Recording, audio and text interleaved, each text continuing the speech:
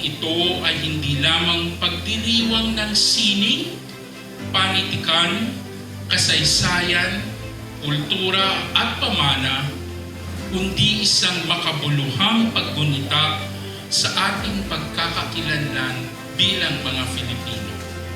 Ang balagtasayawit ng Palihang Hagunoy ay isang pangkalinangang pagtatanghala na naglalarawan sa mayamang kasaysayan ng bayan noon at ngayon na kinapapalooban ng panulan, sayaw, awit, kilos at improbisyon ng buhay.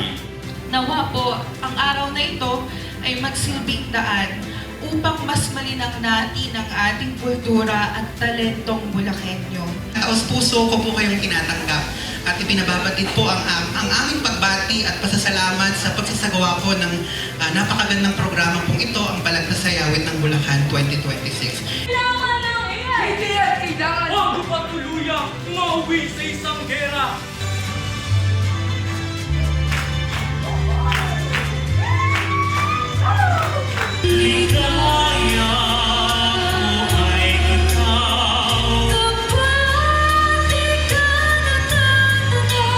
Bilang po isang estudyante and a tourism student po, it is important for us para po ma-preserve po and ma-promote pa po natin yung Bulacan culture